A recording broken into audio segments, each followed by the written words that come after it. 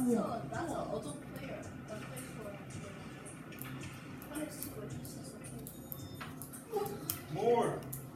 Oh, I think you already hit one.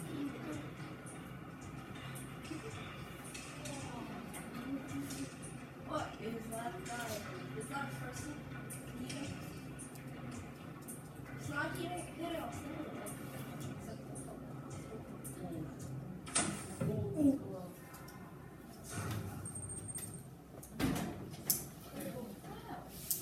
So, what was I doing? How might that connect to what we learned today? Any guesses?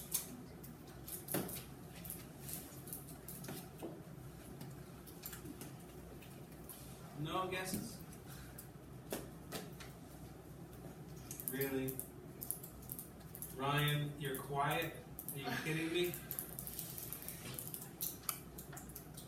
So today we are going to read our mentor text. We're going to read it to learn from it, to read it to find things that we want to do in our own writing. Just like when we watch Patrick Kane, right? If you're a hockey player, you're going to watch that. You're going to try that practice drill. And you're going to look for things that you can emulate, things that you can copy to make yourself better. Like if you watch a golf swing, right? And then you try that in your own practice. Or badminton, or swimming, or piano, or violin, whatever it is. Right? You use the mentor to make yourself better. That's what we're going to practice today. Okay? And to do that, we have a copy of Everything Will Be Okay. I have these for you.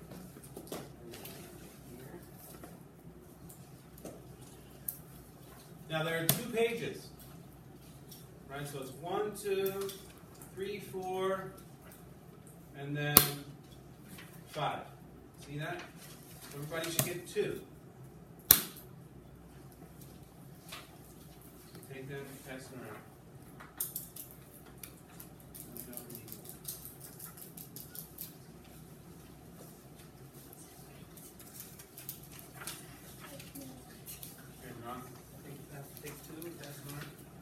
Make sure you have all 5 pages of this story. Okay?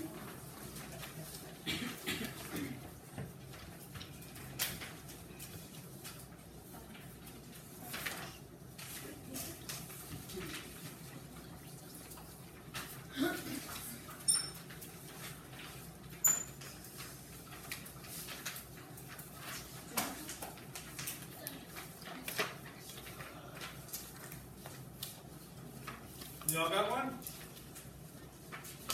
Got one, Tommy? Daniel, can you hand one to Tommy? Thank you. All right, so first I'm going to demonstrate how this works for me, right, and how I might do it, and then you're going to get to try it. Thank you. So, the first time we read something, we've already said that we read it to enjoy it, right? To understand the story, the characters. After that, we read like a writer, and we read to find things that we like in the story. We need to think about the way the writer writes, their craft, right? The way the writer does it. And to do that, to find a spot to analyze more deeply, one thing to do, one way to do that is to think about a spot that really causes an emotion, right? Or causes a reaction in you as the reader.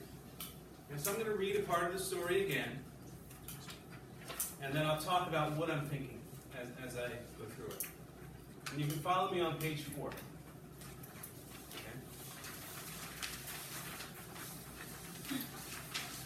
So I'll start with right at the top with Dr. Mill. Or sorry, right at come on. Come on, Paul says in his take charge voice. Get that box down. Bring it on here. He flicks the light on in the waiting room.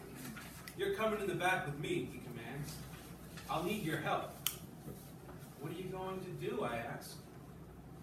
I'm holding the box tight against my chest. I feel smoky moving around inside. What do you think? He says. You heard your mother. The kitten is sick. Bad sick.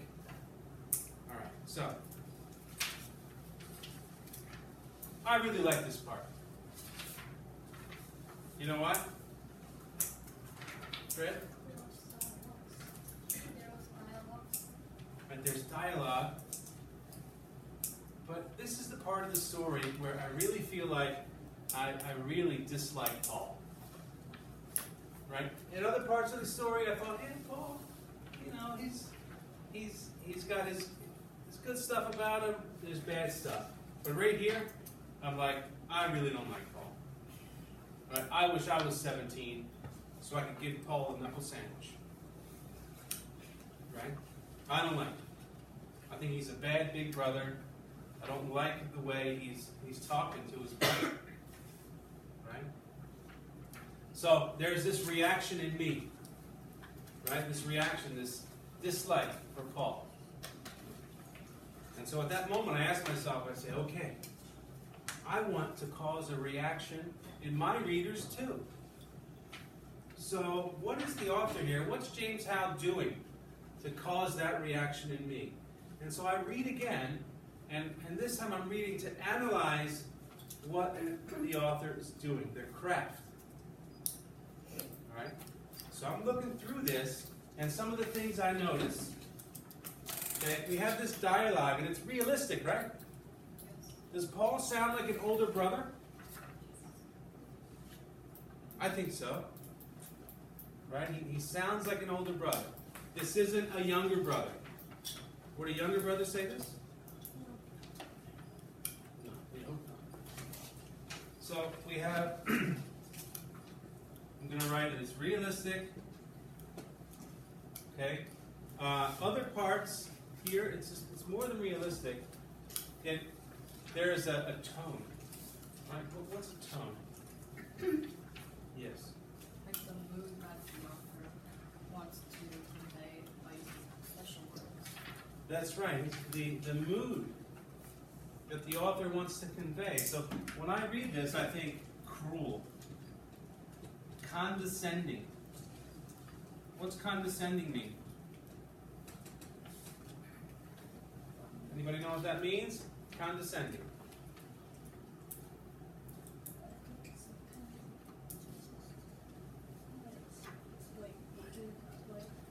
Yeah, so he's talking down. Right? He's talking to his brother like his brother is worthless and knows nothing. Right? Condescending. We'll have to add that to our magic mirror of words. Right? Condescending, he's cruel, very insensitive. Right? So it's not just realistic dialogue, it's a tone that's conveyed. And what this does, got here. When characters talk, writers make them say the words and use the tone that shows their personality and hints at the bigger meaning of the moment. Right? So here, I'm thinking, this is what I want to do in my writing. So now I can use descriptions, I can use inner thinking, I can use dialogue, I can use the words my characters say to convey information about who that person is. Right? So the mean girl, right here, the queen of mean, she's going to say mean stuff. Right? And my audience will know she's mean because of the things she says and the things she does. Right? So I have this other tool now to send information to my reader, and it's dialogue. Okay? Now I discovered that by reading through, reading like a writer, and asking myself, what affects me? What causes a reaction in me? What makes me angry? What makes me sad? Okay, and then I analyze again. What did the author do to make me feel that? And I find it, I steal it, and put it in my path. And now when I write, I'm going to try the same thing. Okay? So now I'm going to read another part to you, and I want you to find out what affects you. So I will continue, all right? So as I read, you can annotate, right? I'm going to continue from She's Your Mother. So when you hear something that affects you profoundly, that shakes your insides, makes the hair stand up on the back of your neck, you circle it. You jot down something next. She's your mother too. Well, she happens to be right, Paul tells me. With an animal that far gone, you don't have a choice. It's got to be put to sleep. I think the tears I jam back into my body are going to kill me. I think if I don't let them out, they will kill me. But I won't let them out. I won't let Paul see. You do have a choice, is all I say.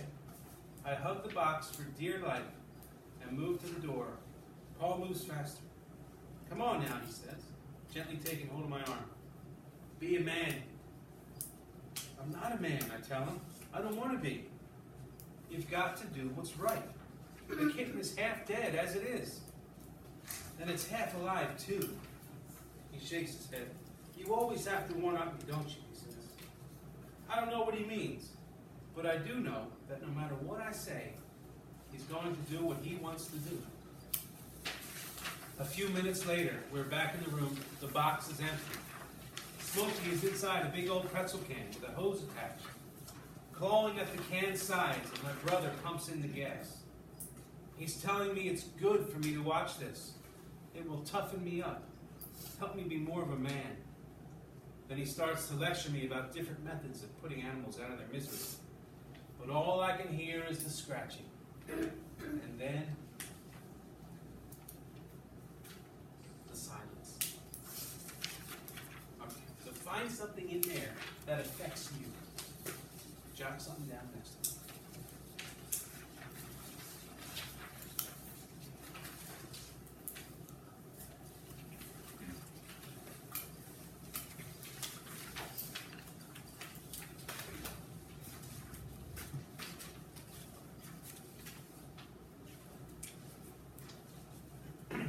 Now, once you've jotted something down, you've got a section circled, I want you to tell the person next to you what you did and why you circled it. So what you wrote down and why you did so.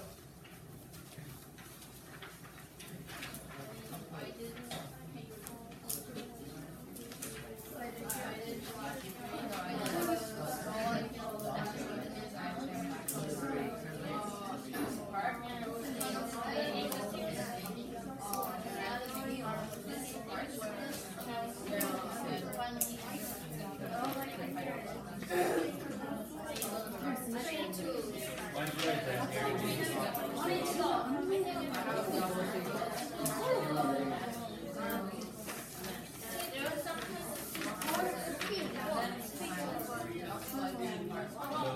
the writer there can tell why the parents do what they do.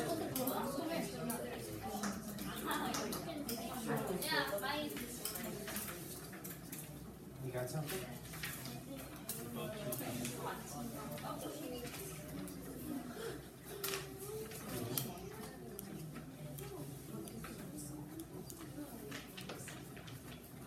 All right, so I heard some good things on my little walk around the carpet. One person chose where it says, you do have a choice, is all I say. Come on now, he says, gently taking hold of my arm. Be a man. I'm not a man. I tell him I don't want to be. You got to do what's right. And so here, what we see happening is the writer explaining why characters do what they do. So we get an idea about why Paul is being so tough, right? And being so, forceful and cruel to his brother. He wants to make him tough. He thinks that's how it works, right? Later, if we go on, there's the spot where I think the tears I jam back into my body are going to kill me. That's another section where the author is showing us why the characters do what they do or say what they say. And so there we know how, we really understand how the narrator feels there. Okay, so I got that one. And then at the end, I tell everybody circle in the end and underlining sentences at the end. What's happening there? I got it on a chart next to the pretzel can with the hose in it.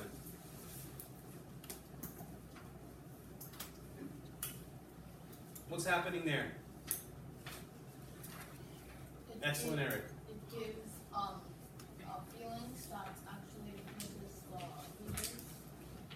Say that one more time. It gives the feelings that kind of makes the reader's minds change. Okay, it causes something to happen for the reader, right? So, but how does it happen? How does the author do that? How does the author make that emotion stir inside of you, Eric? Keep By going. putting big moments and feelings.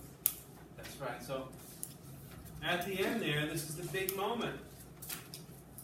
The cat is taking its last breath, right? And that whole scene takes several lines, right?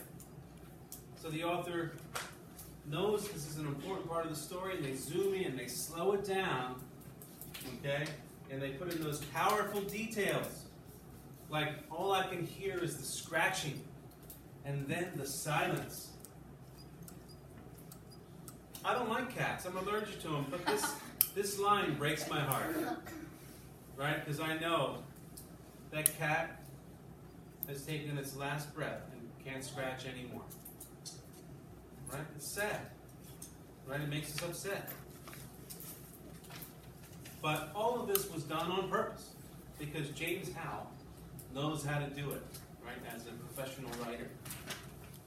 And so this is something that we can take, we can emulate in our own writing. And so tell the person next to you what it means to emulate someone. What does it mean to emulate?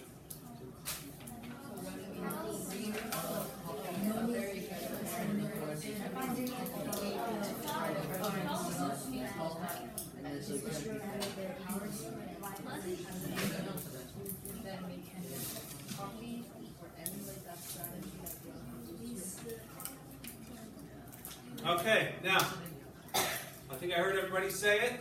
So what we're doing, we're kind of stealing. We're stealing a way of writing from a professional. Now, this is not plagiarism. We're not stealing their words. We're stealing the technique. Just like you would watch a professional athlete or musician perform some technique and you practice it and you make it your own. That's what we're doing. Okay? So, when you go back to your tables today, I want you to start by looking through the rest of this story and finding things that you want to copy and make part of your own writing. Okay, so go through and annotate for about 5 minutes. Then you're going to begin a new story. So if you have a blank page and you're not sure what to do, remember, make a list, draw a map, think about a time you learned something, a strong emotion. You have a lot of strategies now. Okay? Does everybody know what to do? Ron, what's the first thing you're going to do when you get back to your desk? Somebody help Ron. Fred, tell Ron what he's got to do first. That's right, you're going to annotate. You're going to look through that story and find more things that you like first.